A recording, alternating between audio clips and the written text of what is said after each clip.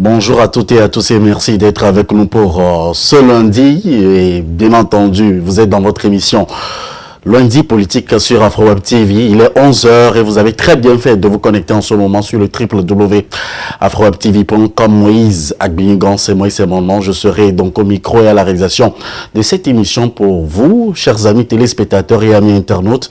Vous pouvez composer le +1 319 462 89 119. Ce numéro disponible par appel WhatsApp et appel direct pour vous tous, qui pouvez également réagir sur les thématiques de ce jour et surtout avec notre invité de ce jour qui n'est autre que l'honorable Innocent Kagbara que nous recevons depuis Paris. Merci à tous et à chacun de vous. Mais bien avant de commencer cette émission, je vous prierai tout simplement, vous tous donc, de partager cette émission avec les uns les autres, puisque nous allons parler et évoquer donc des sujets qui vous intéressent, ces sujets qui permettront également d'élucider donc la lanterne de tout un chacun de vous sur ce que vous savez comme actualité togolaise, actualité africaine et bien sûr les propositions donc du Parti démocratique et panafricain et que nous recevons aujourd'hui dans cette émission. Président honorable Innocent Kagbara, bonjour, bonsoir, comment est-ce que vous allez? Oui, bonsoir, je me porte très bien et c'est toujours un réel plaisir d'être au rendez-vous du lundi politique, qui est une émission initiée par le PDP TV afin d'apporter quelques éclaircissements sur des sujets d'actualité et surtout sur notre projet de société. Merci d'être avec nous. Alors, bien avant donc de commencer ce numéro de notre émission, que faites-vous à Paris? Non, je suis là à Paris dans le cadre de mes activités et j'ai été nominé pour un prix décerné par une institution internationale qui est en rapport avec même les Nations Unies et ce prix sera donné dans une salle du Sénat français. Nous espérons avoir d'autres informations puisque ce n'est pas le sujet du jour. Merci encore une fois de votre disponibilité, d'avoir accepté notre invitation pour ce numéro donc de notre émission Lundi Politique. Avec vous, nous allons évoquer donc pour cette première partie les enjeux des élections législatives et régionales qui auront lieu donc le 13 avril prochain et un double scrutin. Et dites-nous concrètement, Parti démocratique et panafricain, est-ce que vous êtes prêts pour les élections qui auront lieu le 13 avril prochain? Oui, nous l'avons toujours dit. Ça fait 5 ans que nous préparons ces élections. Depuis que nous sommes rentrés au Parlement, nous avons fait en sorte de pouvoir être présents sur le terrain, de restructurer notre parti, de faire en sorte que nous puissions avoir des cadres de qualité, un programme de qualité et faire une offre politique à l'ensemble de nos concitoyens. C'est ce que nous nous sommes attelés à faire et nous sommes prêts. Nous sommes en train de finaliser les dossiers de candidature. Quoique la caution fait en sorte que nous allons revoir un peu nos ambitions à la baisse, mais nous serons présents quand même pour ces élections et nous sommes prêts. Alors, vous venez de nous parler de caution. Permettez-moi de sauter sur ces questions-là qui intéressent donc l'opinion publique en même temps. Honorable Innocent Kagbara, nous savons aujourd'hui que la caution est à 500 000 francs pour les hommes et 200 000 francs pour les femmes. Votre réaction au PDP? Nous, en ce qui nous concerne, bon, avant de répondre à la question de la caution, comme je vous l'avais dit, que ça soit 113 députés ou 91 députés, nous, on sera prêts. Quand cela le tient, nous serons sur le terrain et nous aurons le score que nous méritons. Donc, il nous revient d'aller sur le terrain expliquer à nos concitoyens tout ce que nous avons fait pour avoir le maximum de voix et former un gouvernement de coalition. Non, un gouvernement de cohabitation. Par rapport à la question de la caution, c'est vrai que il y a 5 ans, nous avions payé 100 000. D'autres, à un moment, avaient payé 200 000. 500 000. D'aucuns disent que c'est pour dissuader des candidatures compétitives. Mais nous, pour nous, 500 000 quand même, c'est un tout petit peu élevé parce que nous avions payé il y a 5 ans 100 000. Bon, supposons vous avez une circonscription, vous avez 3 candidats avec leurs suppléants. Imaginez combien ça fait. Une circoncision, vous avez, par exemple, 8 sièges. Imaginez combien ça fait. Multiplié par l'ensemble des circoncisions. Donc, vous devez tourner peut-être autour de 40 millions, 45 millions. Prenez maintenant les élections régionales. Quel est le parti de l'opposition qui a ces moyens-là pour faire acte de candidature? Donc, peut-être qu'il va maintenant faire des choix. Et il faut que nous puissions nous concentrer sur nos préfectures prioritaires. Donc, jusqu'à ce qu'on clôture le dépôt, nous allons déposer dans un certain nombre de préfectures, ce qui nous oblige à revoir un peu notre ambition à la baisse. Mais ce qui est sûr, c'est que nous serons présents dans pas mal de préfectures pour les élections législatives et pour les élections régionales. Vous serez présent. Alors, il y a de cela quelques heures, nous avons reçu l'information comme quoi il y a l'État qui a décaissé un financement pour les partis politiques. Mais bien avant donc de revenir à cette question, si nous passons de 91 députés à 113 aujourd'hui, quelle est la réaction du PDP? Est-ce que ça vous avantage, ça avantage l'opposition, et à qui profite donc l'augmentation du nombre de députés à l'Assemblée nationale togolaise? Non, nous, sur cette question, nous n'allons pas polémiquer, que ce soit 91 ou 113, nous, ça nous convient. C'est vrai que ça fait plus de sièges, et si on se bat bien quand même, on peut s'en sortir. Bon, donc c'est tout ce qu'on peut tirer de cette décision, ou bien de cette loi qui passe de 93 à 100 sièges. Maintenant, avec la loi, le décret qui a donné la répartition sur l'ensemble du territoire, je pense que tout le monde est situé. Tout ce qu'on peut retenir, c'est que maintenant nous sommes situés. À nous de nous organiser pour avoir le maximum de sièges. Sinon, nous ne sommes pas dans les polémiques de 91 ou de 113, puisque de toute façon, c'est une décision. Il y a eu des consultations, certains ont fait des propositions, le gouvernement a tranché, l'Assemblée nationale a voté, et maintenant le décret est sorti. Êtes-vous prêt donc de la répartition qui a été faite pour ces élections à venir? Non, au niveau de la répartition, si nous n'allons pas rentrer dans les polémiques. De toute façon, c'est les Togolais qui votent. Il revient à chaque parti politique d'aller sur le terrain, de faire en sorte qu'ils puissent avoir l'adhésion de nos concitoyens, du maximum des Togolais, pour que nous puissions être véritablement présents au niveau du Parlement et constituer un gouvernement. Donc l'essentiel pour vous, c'est donc d'avoir plusieurs sièges à l'Assemblée nationale. C'est qu'on puisse se battre. Au lieu de faire des polémiques, qu'on puisse se battre, puisque de toutes les façons, on ne peut plus changer quoi que ce soit. Battons-nous, faisons des candidatures stratégiques. Au niveau de l'opposition, ne nous bousculons pas. Allons sur le terrain, que chacun ramène le maximum de députés pour que nous puissions faire un gouvernement. Le maximum de députés pour que vous puissiez faire un gouvernement. Et nous savons aujourd'hui qu'il y a un fonds qui est décaissé par rapport pour financer donc les partis politiques. Avez-vous déjà décaissé le vôtre, et qu'en est-il de la répartition donc de ce fonds qui est mis à disposition des partis politiques?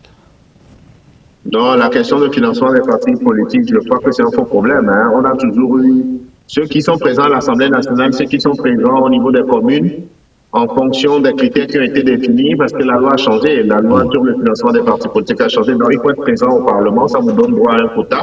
Si vous avez plus de 5%, vos cautions vous sont remboursées.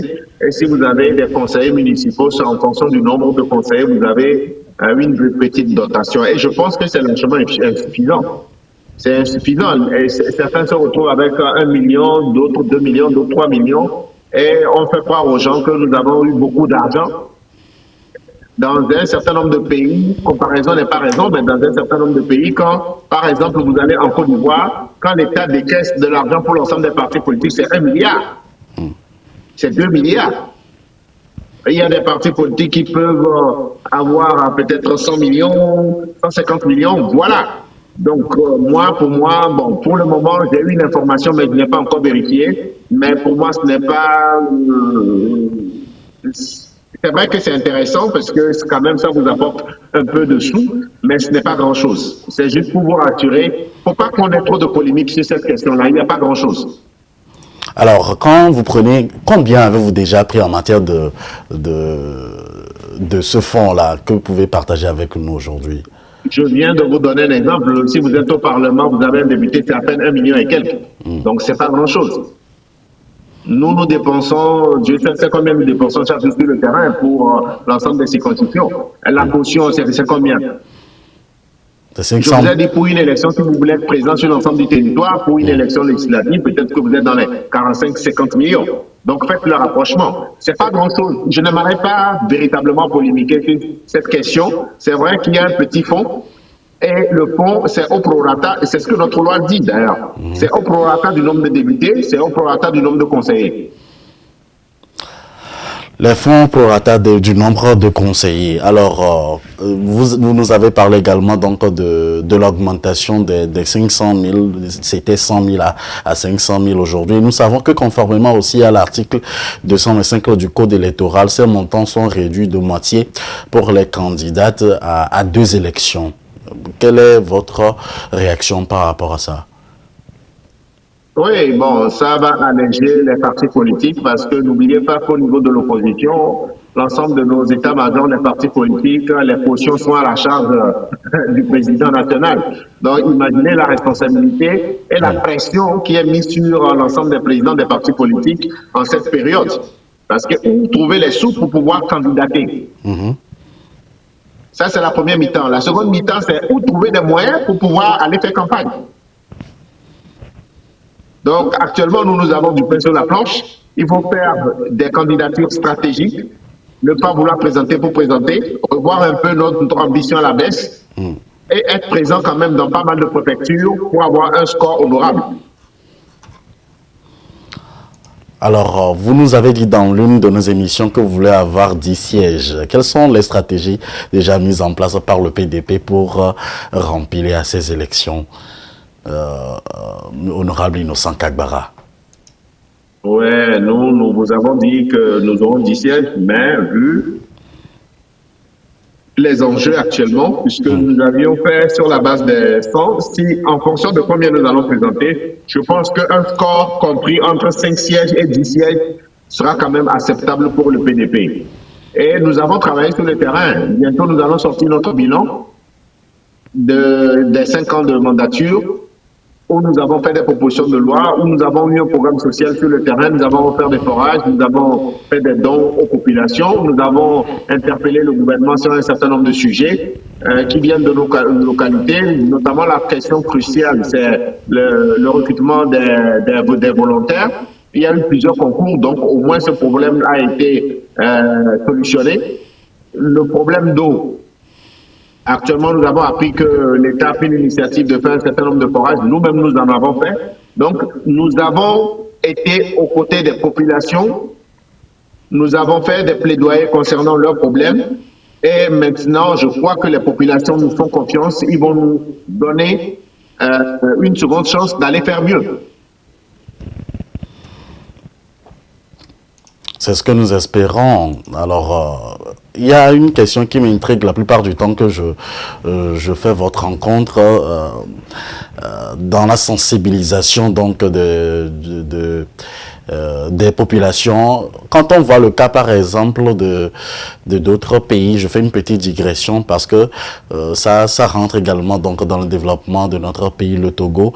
On voit que les députés, certains députés sont parrains des événements, sponsorisent des événements culturels, et puis il y a d'autres événements qui font évoluer donc le pays sur d'autres plans. Pourquoi est-ce qu'on ne retrouve pas les députés togolais à côté donc de ces événements ou à sponsoriser ces événements, vu que vous avez également des fonds dans vos partis politiques et même le contribuable mis à votre disposition chaque mois pour également aider les populations?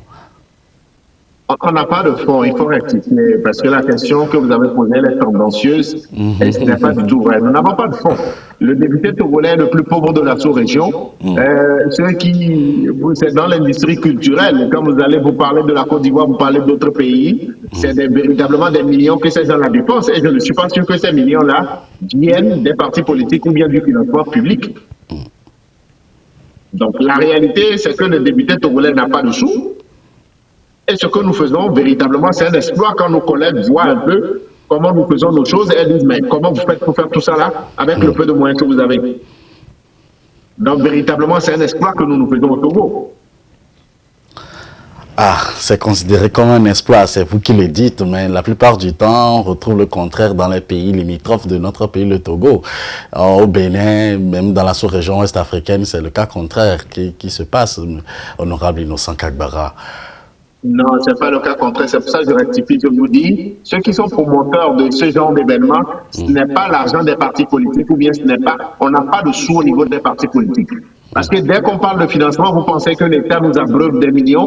Ce n'est pas le cas. Ce n'est pas du tout le cas. Parce que le parti politique, il a un siège. C'est à la charge de qui? Ceux qui travaillent au niveau du siège, c'est à la charge de qui? Quand vous allez sur le terrain, vous faites un meeting, c'est à la charge de qui? Donc, si vous avez un député de la sous-région qui n'est pas togolais, qui finance l'industrie culturelle, l'argent ne vient pas, l'argent vient de ses activités privées. Ce qui veut dire qu'on pourra voir, par exemple, dans les prochaines échéances des événements culturels ou d'autres événements, honorable Innocent Kagbara parrainer d'autres événements aussi. Non, mais pourquoi pas? Nous avons lancé des artistes au Togo, c'est parce que nous n'avons pas voulu communiquer là-dessus. Les gens se connaissent. Et nous avons contribué quand même à lancer quelques événements durant notre mandat, mais nous n'avons pas communiqué là-dessus, c'est tout. Alors, on revient donc sur les enjeux des élections législatives et régionales qui auront lieu le 13 avril prochain. Est-ce que tout est fait prêt pour que ces élections soient inclusives, comme le dit le plus souvent et le réclame l'opposition togolaise? Bon, je pense que les conditions sont réunies. Maintenant, nous avons le calendrier électoral qui est clair, qui est intangible. Nous avons les élections qui sont fixées pour le 13. Ce lundi, c'est l'ouverture des dépôts de candidatures jusqu'au 28. Et je crois que nous allons déposer dans le temps imparti. Après, nous irons sur le terrain pour faire une pré-campagne et nous serons prêts pour lancer notre campagne à la fin du mois de mars. Donc, les élections se tiendront le 13 et je crois que je n'ai pas entendu une force dire qu'elle n'ira pas aux élections. Donc, l'ensemble des acteurs, et moi, j'ai toujours souhaité que tout le monde vienne à ces élections. Pourquoi? Parce que à l'issue de ces élections, on connaîtra le poids politique de chacun. Et c'est véritablement important pour que, en fonction de votre résultat, que vous puissiez travailler pour avoir mieux dans les années à venir. Et on va voir si notre discours et ce que nous avons proposé au peuple, est-ce que c'est passé ou ce n'est pas passé. Donc, c'est aussi, après les élections, pour ceux qui ont gagné, former le gouvernement.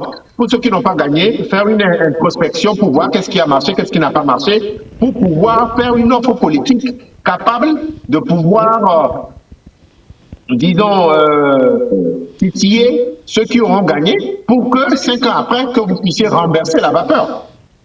Alors, le PDP aura-t-il donc des représentants dans toutes les circonscriptions, et puisque c'est la grande question qui se pose pour la plupart du temps lorsqu'on parle d'élections au Togo, et après donc l'opposition revient réclamer donc sa victoire. Votre réaction? Non, nous serons présents dans pas mal de circonscriptions, mais vu que la caution par personne est de 500 000, nous ne comptons pas présenter dans l'ensemble des circonscriptions, mais nous avons nos circonscriptions prioritaires, et c'est dans ces circonscriptions que nous allons présenter, mais dans pas mal de circonscriptions, donc n'ayez crainte, nous serons véritablement présents. Est-ce que le mode de scrutin mis en place par donc les organisateurs des élections avantage tous les partis politiques? Non, le mode de scrutin était toujours le même. Depuis 2 élections législatives, c'est pareil. Donc, nous sommes déjà habitués à ce mode de scrutin. Moi, à mon sens, qui est quand même un très bon mode de scrutin, parce que nous, ça nous permet, parce que c'est le mode de scrutin, c'est des élections proportionnelles au plus fort reste. Et ça favorise ce qu'on appelle dans le jargon, excusez-moi le terme, les petits partis. Parce que s'il faut aller aux 2 tours, s'il fallait avoir les 2 tours, ce n'est pas une très bonne chose. Donc, le mode proportionnel favorise l'inclusion et une meilleure représentativité. Donc, je pense que c'est le mode qui sied le plus au Togo. Et actuellement, c'est ce que nous avons, donc il faut s'en féliciter. Il faut s'en féliciter. Alors, bien avant donc d'aller sur le plan, d'aborder donc l'actualité internationale, je vous demanderai votre conclusion pour cette première partie, disons, par rapport aux enjeux donc des élections régionales et législatives. Que pouvons-nous retenir donc de la part du parti panafricain, démocratique et panafricain pour dans le cadre de ces élections à venir? Quels sont les souhaits et puis que pouvez-vous dire à toute la diaspora qui vous suit en ce moment sur AfroWeb TV? Le PDP, il faut retenir notre sigle, c'est le Parti démocratique panafricain. Voilà. Donc, c'est tout juste pour dire que, faites-nous confiance, nous constituons une nouvelle classe de politiciens. Nous ne voulons pas faire les choses comme on a l'habitude de faire. Nous voulons une rupture avec le passé. Nous voulons incarner une façon de faire la politique qui tienne compte des enjeux géopolitiques sur le plan international, qui tienne compte des besoins de nos populations pour que nous puissions avoir des schémas de développement qui sont adaptés à nos réalités. Et comme je l'ai toujours dit, nous ne sommes pas sous-développés, nous sommes juste en retard.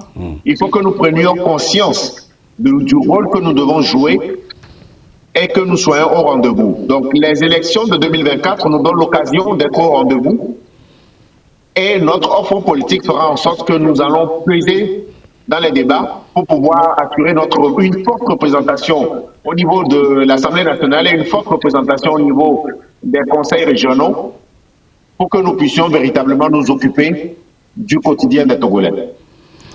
Honorable Innocent Kagbara, la 37e conférence des chefs d'État et de gouvernement a d'abord été marquée par des discours inauguraux et de M. Moussa Faki, est président de la Commission de l'Union africaine. Il a profité également de l'occasion de la dernière année de son mandat pour rappeler donc l'urgence politique et sécuritaire qui mine le continent et fragilise gravement les institutions. Et nous savons tous que la semaine dernière a été marquée par, donc aussi dans le week-end dernier a été marqué par cette actualité et avec l'absence donc des pays de l'AES, à savoir donc le Burkina, le Mali, le Niger et donc d'autres aspects. Quelle est votre appréciation par rapport à cette 37e conférence des chefs d'État?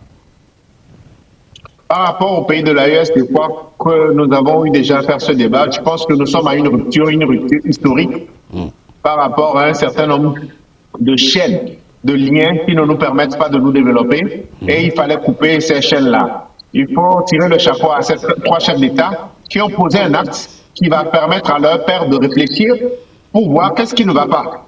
Si ces trois ont posé cet acte, ça veut dire qu'il y a un problème qu'il faut qu'on règle. Il ne faut plus qu'on prenne nos décisions de Paris, de New York, de Moscou, mais qu'on soit nous-mêmes et qu'on puisse respecter nos textes.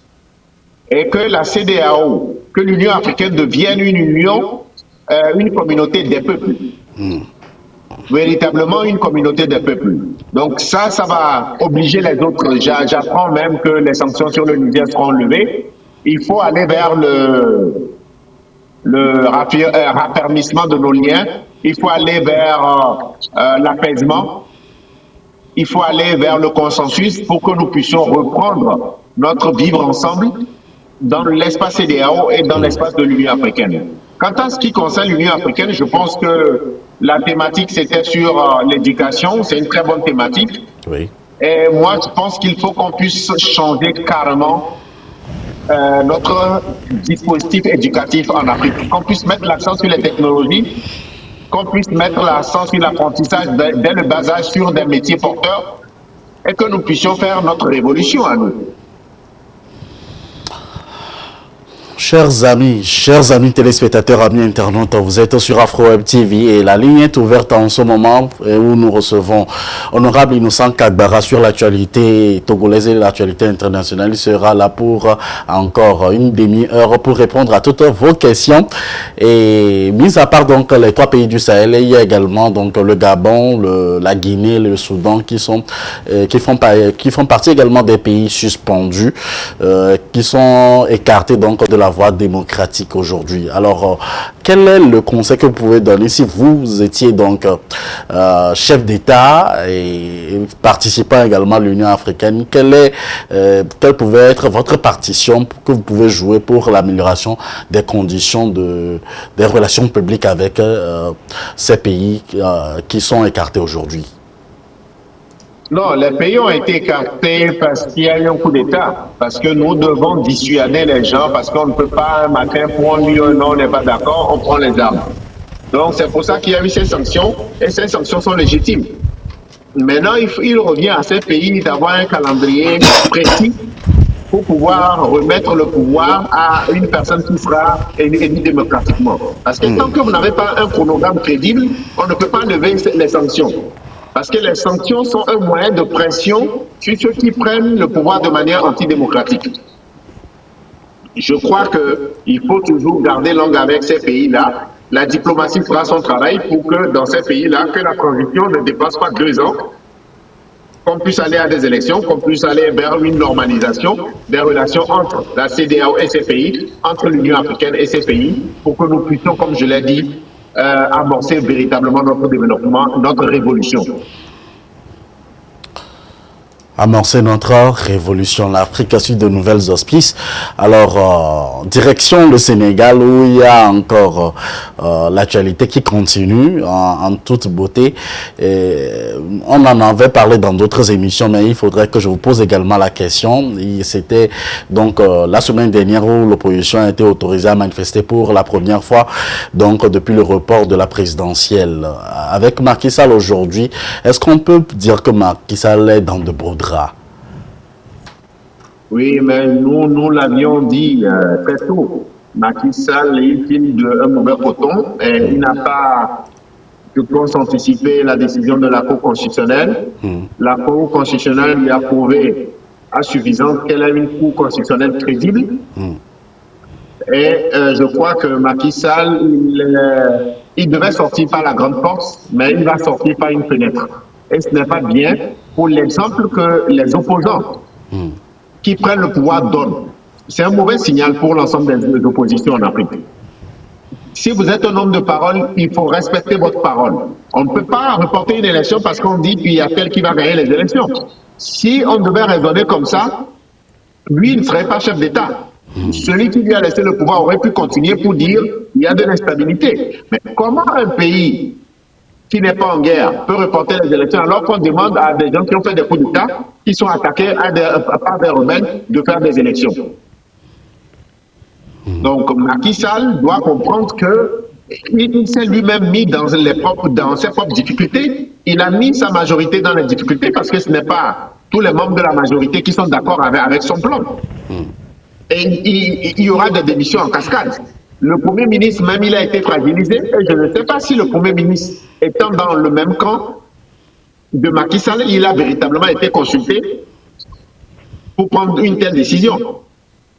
Donc Macky Sall doit penser également à sa famille politique. Oui. Et la Cour constitutionnelle a pris une décision qui est irrévocable. Il faut qu'on aille aux élections d'ici le 2 avril. Et il lui revient de consulter l'ensemble de la classe politique et de tenir les élections avant le 2 avril. Alors, en tant qu'opposant ou en tant que président de parti politique faisant partie donc de l'opposition, si vous étiez dans l'opposition sénégalaise, que feriez-vous face à cette situation et comment allez-vous quelles sont les dispositions que vous allez prendre face à la situation donnée? Non, l'opposition va gagner parce que Macky Sall a tiré une balle dans ses pieds, ses propres pieds, dans les pieds de son parti politique. Et il est en train de libérer des prisonniers politiques. Bon, c'est pour aller dans le sens de l'apaisement, mais quel sera l'impact de l'ensemble de ces décisions sur sa majorité? C'est ça le problème. Oui, mais au même moment, nous savons que l'opposition va en rang dispersé. Si ce n'est pas un seul candidat contre l'autre candidat de Macky Sall. Même s'ils vont en rang dispersé, je ne pense pas qu'avec les décisions que la majorité a eu à prendre ces derniers temps, les voix de la majorité vont encore plus chuter. Donc maintenant, il revient, puisque de toute façon, c'est une élection à 2 tours. Il revient à l'opposition maintenant de s'organiser, d'être présent sur le terrain et si possible de faire des coalitions pour être sûr de passer au second tour. Alors, quelle est la leçon que nous pouvons tous tirer donc de cette situation sénégalaise, vous en tant qu'opposant togolais, qui pourrait profiter à toute l'opposition togolaise? Nous voulons incarner la rupture avec une certaine classe politique. Nous voulons que la parole donnée soit respectée. Le gros problème que nous avons dans nos oppositions, et ceux qui dirigent le pays, c'est qu'ils ne respectent pas leur parole. Et ça nous pose un problème. Et leur perception du pouvoir, c'est une perception où si vous n'êtes pas là, c'est le chaos. Et on réunit toutes les conditions pour qu'on soit indispensable. On doit sortir de ces schémas pour devenir des réformateurs et des bâtisseurs. Vous faites votre temps, vous partez, quelqu'un d'autre vient continuer. Donc, tant que nous n'aurons pas changé la mentalité, parce que la première révolution que nous devons faire, comme je l'ai dit aujourd'hui, c'est une révolution au niveau des mentalités. Nous voulons faire notre révolution, mais nous ne pourrons pas la faire si on ne change pas notre perception du pouvoir. Donc, en tant qu'opposants, nous voulons incarner une rupture, ce qui nous permettra de partager cette façon de voir avec nos pairs, et demain, quand nous serons au pouvoir, que nous ne puissions pas faire comme les autres. C'est véritablement important pour permettre la stabilité et le décollage économique de nos pays. Et c'est toujours donc les opposants qui promettent des choses et arriver au pouvoir changent de mentalité, changent de stratégie. Honorable Innocent Kagbara. Non, pas toujours. Non, pas toujours. Il y a tellement d'exemples sur le continent africain, Monsieur Innocent Kagbara. Non, c'est la classe politique dans son ensemble. Nous devons incarner des gens qui respectent leurs paroles. Nous devons incarner l'exemplarité. Nous devons incarner la redevabilité. Et nous devons incarner une façon de faire une redistribution des biens, des richesses sur l'ensemble des populations. Assurer également l'égalité des chances. Parce qu'il ne faut pas créer une petite bourgeoisie autour de soi parce qu'on est chef d'État et faire en sorte qu'on conserve ad vitam aeternam le pouvoir. C'est ça qui pose problème. Nous sommes à la fin donc de cette première partie de notre émission Lundi Politique sur Afro-Web TV. Nous recevons l'honorable Innocent Kagbara, président du Parti démocratique et panafricain. Alors, dans quelques instants, nous allons aborder la thématique de ce jour, circuit touristique avec construction donc de 2 monuments. Qu'est-ce qui se cache derrière cette proposition du PDP? On va vous permettre de souffler un peu plus avec cette petite vidéo. Donc, et on va revenir juste après, dans 2 minutes.